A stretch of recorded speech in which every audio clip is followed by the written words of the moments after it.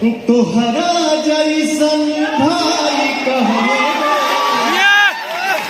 तोहरा जैसन याद कहाँ।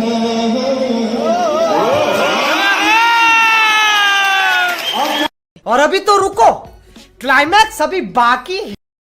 ये mike just check. Hello hello चला।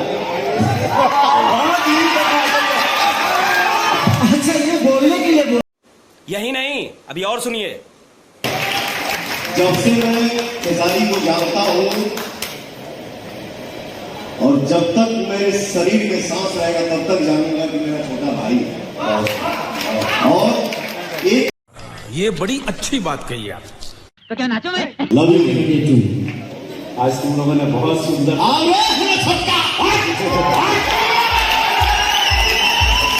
चैनल को सब्सक्राइब करो पहले। हाँ जल्दी करो, मुझे पता है कि आप लोग नहीं करते हो, वीडियो देखते हो लेकिन सब्सक्राइब नहीं करते। लाल कलर का बटन नहीं से दबाओ, जल्दी दबाओ। वाह क्या बात है दोस्तों, जैसा कि आप सभी ने देखा कि भोजपुरी इंडस्ट्री के दोनों शेर किस प्रकार से स्टेज पे अपना परफॉर्मेंस दिखाएं और आपस में गले भी मिले। ये मुझे बहुत ही अच्छा लगा। आप लोगों को कैसा लगा कमेंट में जरूर बताइएगा। इतने बड़े कामों के लिए मैं सबसे पहले थैंक यू बोलना चाहूंगा रवि किशन सर को, क्योंकि उनके कारण ही ये दोनों भाई आज एक साथ एकत्रित हुए एक मंच पे और दोनों भाई आपस में गले भी मिले। दोस्तों जिस प्रकार से रवि किशन सर ने इन दोनों भाइयों को प्रॉमिस करवाया है और समझाया है, उस प्रकार से अब मुझे नहीं लगता कि पहले जैसा फिर से विवाद अपने भोजपुरी इंडस्ट्री में इन दोनों के बीच होने वाला है। बाकी दोस्तों आप सब भी अपना प्रतिक्रिया कमेंट बॉक्स में जरूर दीजिएगा। फिर मिलते हैं किसी अगले नए अपडेट के साथ, तब तक के लिए जय हिंद, जय भारत और जय भोजपुरिया अपना समाज।